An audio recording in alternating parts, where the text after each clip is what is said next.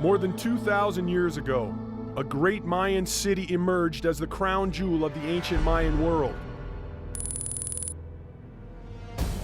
Colossal pyramids and spectacular palaces were erected as a tribute to the gods, while the city served as the economic, political, and ceremonial center of a thriving Mayan culture. But then, in what remains one of the great mysteries in human history, the Maya suddenly vanished, leaving their abandoned cities behind to be devoured by the jungle.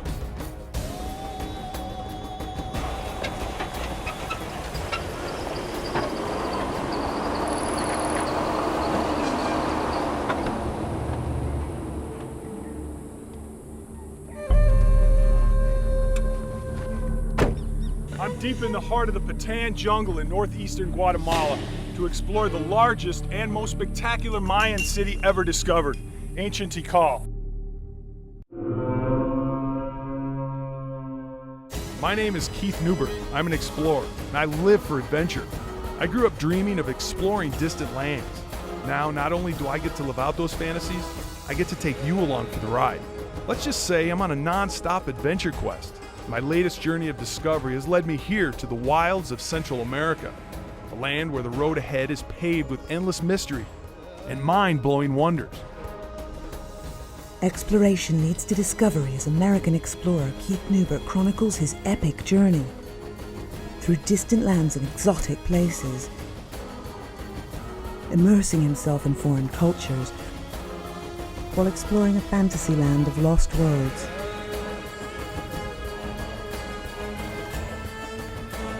And wild adventure.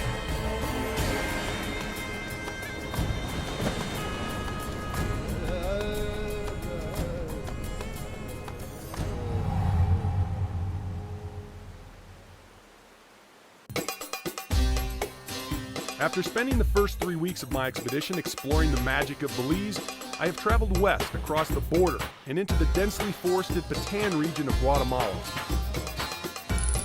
This region has been called one of the lungs of the world because of its vigorous vegetation growth.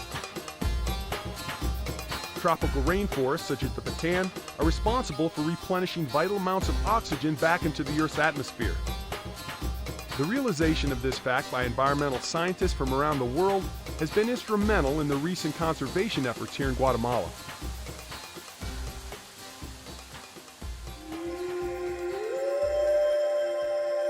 Comprising the northern third of the country, the Patan region was once dominated by one of the most advanced civilizations on Earth, the ancient Maya. And as they flourished throughout this region for thousands of years, no city was more important to the Mayan world than the ceremonial city of Tikal.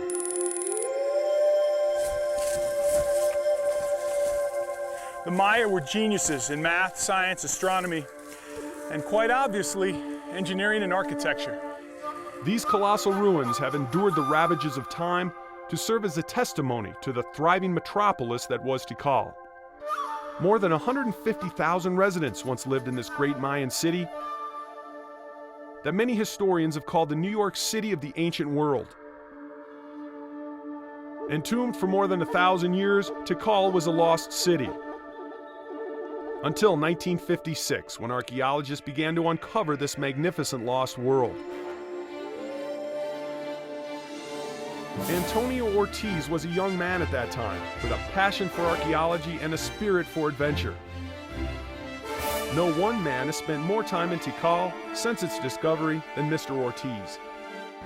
And in 1947, I was actually involved in doing the airport in Tikal. That was long before the excavation, the archaeological expedition. I met a lot of different archaeologists from Carnegie Institution, and one of those archaeologists was Dr. Edwin M. Shook. He was the field director of the Tikal project. In 1955, he wrote me and explained me the idea of working in Tikal. And I discovered in that year Temple of the Inscription, Temple number 6, by accident, really. Meanwhile, I found a little village what made me to feel that there was a little village, a little humps.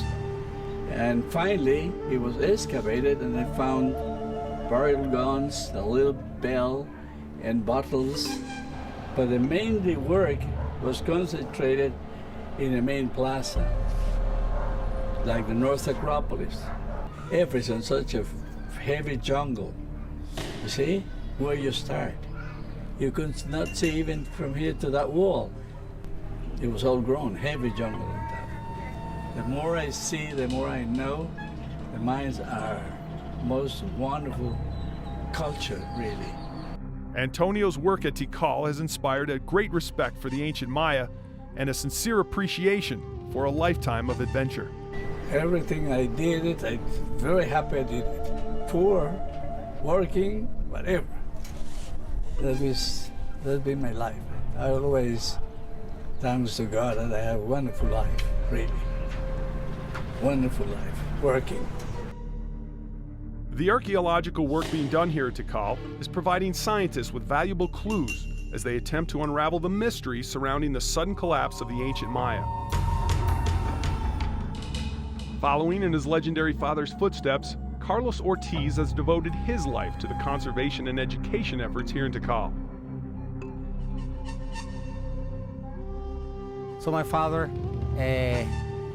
brought his family from Huachactún, and there was a camp, little camp. At that time, he was allowed to have his family, and this is how I was born in Tikal, which is a privilege to born in a national park.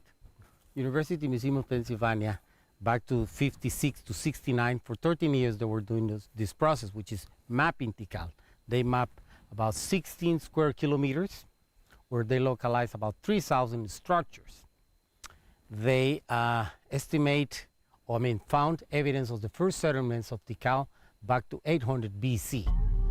The Mayas were here until 900 AD, so for 17 centuries, the Mayas were building Tikal.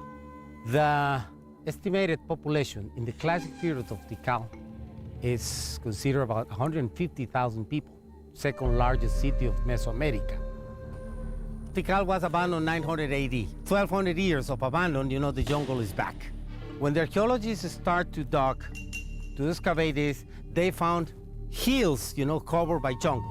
So first of all, they have to take all this forest, all this dirt from erosion, from sedimentation, trying to find out what was or how well preserved was the original structure. Because the Mayas, originally, they covered with plaster the buildings for decoration and for color. These cities were red cities. They get the red color from the mahogany tree. So this is the consequence of 1,200 years of abandon. Due to the vast size of this archaeological site and the tedious nature of the work involved, it will be decades before the excavation of Tikal is complete.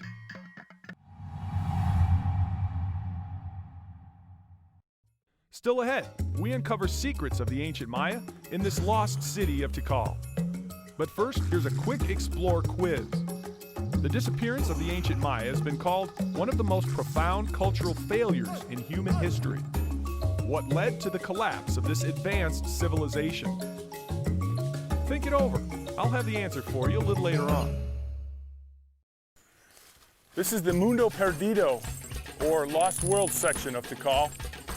There are more than 3,000 structures in this archaeological site. Only 15% have been excavated. This, I'm told, is one of the oldest. We're going to climb to the top and take a look. And when you first come out here to these structures, your first instinct to climb one of these is to crawl up. But actually, the Maya had a system for climbing to the top of these, and that would be to go on a diagonal. Your left hand works as a stabilizer. You get to one side and you go on a diagonal the opposite direction. This is much easier.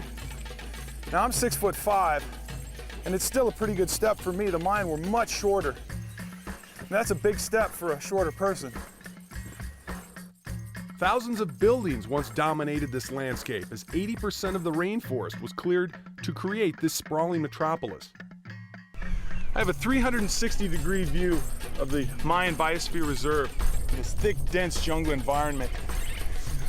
Over there is the North Acropolis, the north part of the city. You can see temple number 1, 2, 3, and 4. You can imagine a plaza in the foreground with 90, 100,000 people crammed into that plaza at one time. Directly in front of us, we have the South Acropolis. It's still entombed in the jungle and yet to be revealed. The primary focus of excavation has been on the 10 square miles that was once the heart of the city. These structures have defied the elements for over 1,200 years, and slowly but surely, the Mayan past is being revealed. This is the Twin Pyramid Complex. This structure has been completely restored. This, on the other hand, this is what early explorers would have discovered here in Tikal.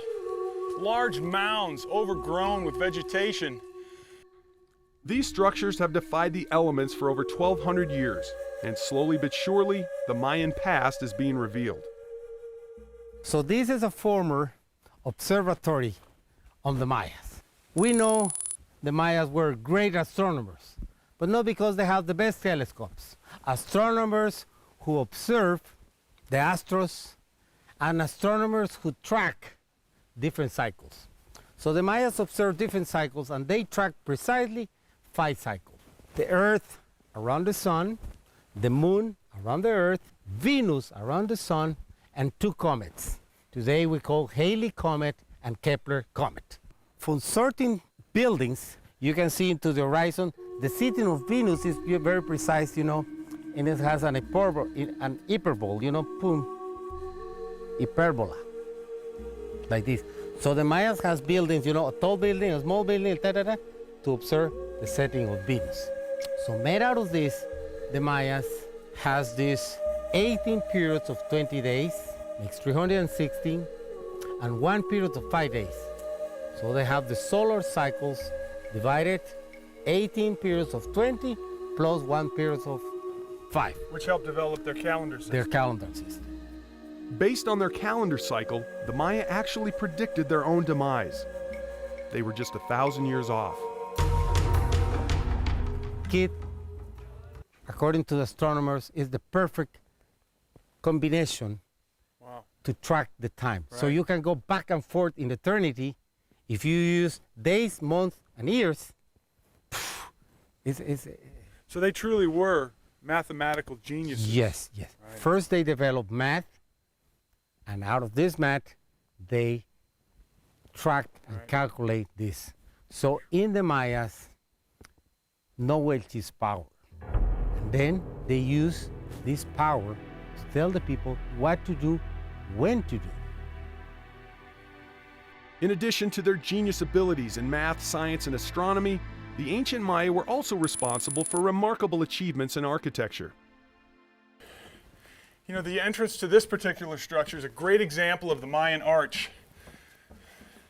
And another thing, inside these structures, it's very cool. This is limestone. Keeps the hot, humid jungle air out. And it's very cool. It's air conditioned, basically. Very effective. Believe it or not, this building right here was formerly a military headquarters. And this was a doorway. You can, again, see the Mayan arch. The Mayan arch consists of thickened walls and a fillstone at the apex to counteract the effects of gravity. It was a tremendous advancement in load-bearing efficiency over the previous post and lintel designs. When archaeologists uncovered this particular structure, they discovered a very unique architectural style found nowhere else in the Mayan world. These deep channels are found only here in Tikal.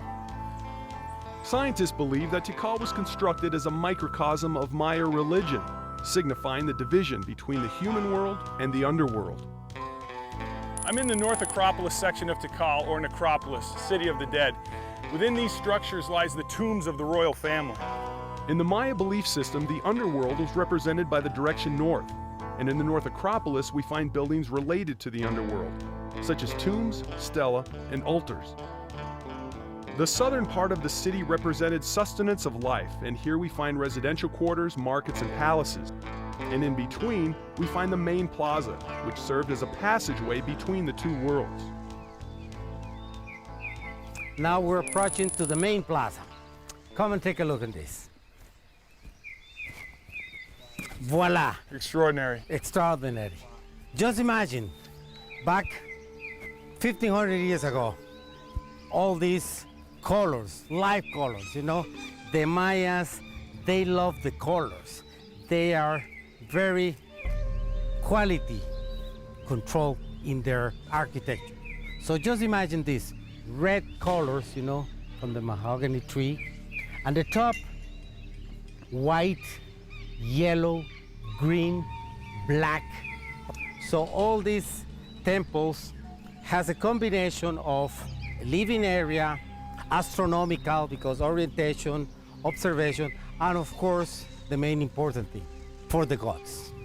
And we have some buildings that were in the purpose as in a school. School for the kids, school for the next generation. The kids, for example, as a standard of beauty, we understand as a standard of beauty, they were forced their crane to be in a cone. That's a standard of beauty. And they were cross-eyes.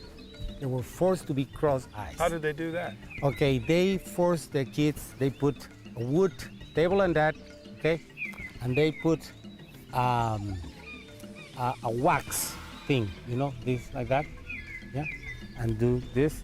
So in a couple of years, that will, you So understand? in the ancient Mayan culture, that was a sign of beauty. A sign of beauty. cross-eyed. Yeah, yeah, be cross-eyed. Wow. Yeah. That's interesting. Is and the, you know, the cone, like a cone, the crane, you know? It's Yeah, and how called did they train? They train your... with wood and Really? yeah. The reason these people were here is because the gods. So they have to offer to the gods the best of their architecture in this case. So it was a tribute to the gods. Is tribute to the gods. They get closer to the gods in this high tower. The gods provide them food, the gods provide them fun, the gods take care of them. We have different sources of records. We have, you can see these standing rocks, you know, we call the stelas. Some of the stelas are carved, and we got like a biography. So this quest for the Mayas, it became like a puzzle, you know. In Tikal, we have record from 254 AD to before 900. Precise names, date, events. So let's imagine some 1500 years ago, this plaza, crowd of people, the leaders telling the people what is the message from the gods. The message from the gods has a lot of concern in the duties, in the daily duties. What to do, what the gods need from us. So the people were fed, the people has fun, the people were happy. The absence of rivers, lakes, and streams surrounding Tikal highlights an incredible achievement by the Maya, sustaining a major settlement with only stored seasonal rainfall. Tikal prospered for centuries using advanced agricultural techniques, including a complex irrigation system that exists to this day. Their reliance on seasonal rainfall, however, left Tikal vulnerable to drought, a fact many scientists now believe ultimately led to the Maya collapse. They have found that 816 and 889 in Mesoamerica was affected by droughts. The drought that really affected this area was the one that took place in 889 AD. We also have proof that the practice of ritual human sacrifice increases during this period, as the Maya petition the gods for help. Evidence suggests that many of these sacrifices appear directed at Shak, the Mayan god of rain. Ultimately, it appears the Maya may have been a victim of their own success. Drought generates lost production of food. The production of food generates loss of faith. Loss of faith generates revolution. Revolution generates anarchy. Anarchy, chaos, chaos, exodus. So in the course of about 10 years, In the course of 10 years, collapse. the classic period, cities collapse.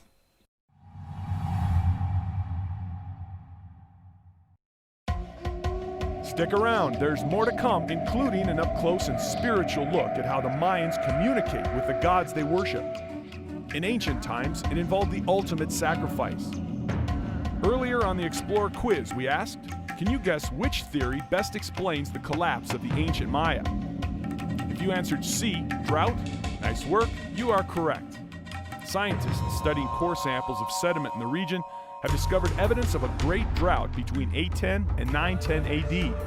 Experts believe this lack of water led to the devastating collapse of the great Mayan Empire. Surrounded by these ruins, it's not hard to imagine what Tikal must have looked like at the height of its prominence.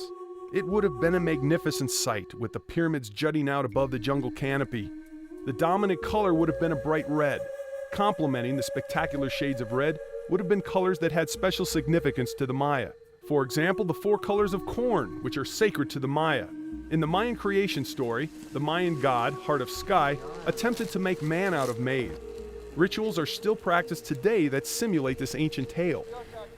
The area where I'm standing right now, according to the ancient Mayan civilization, was the center of the universe. As you can see behind me, this is a group of direct descendants from that early Mayan civilization. And they're here to perform a ritual, pleading to the gods to bless their crops and their health.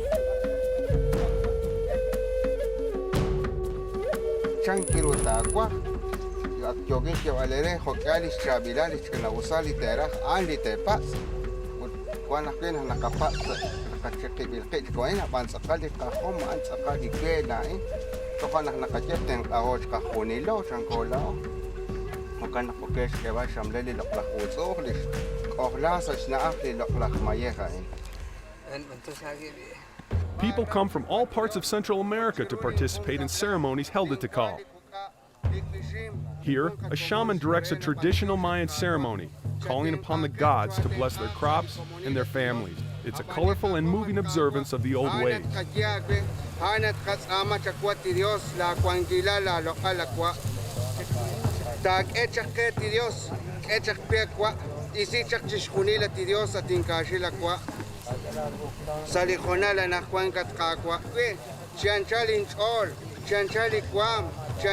In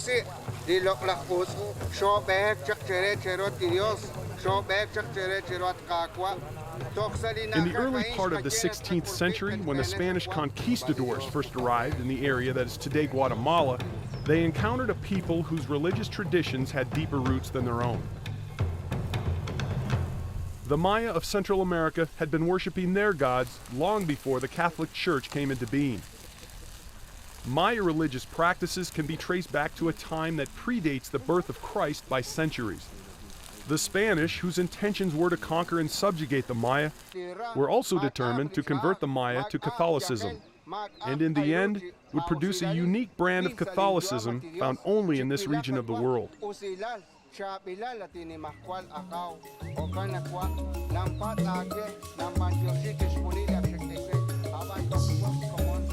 I came to this lost Mayan city in search of answers to the age-old questions that have baffled archaeologists and historians for centuries.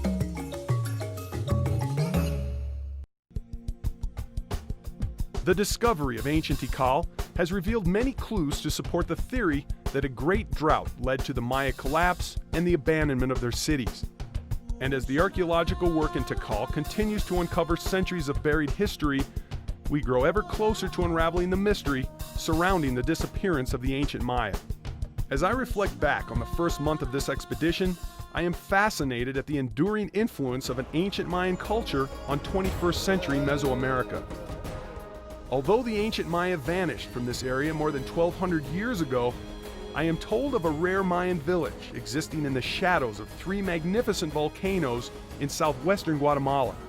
It is the one place on Earth where direct descendants of the ancient Maya can be found living in their own unspoiled world, still practicing ancient traditions. And that is where I'm headed next.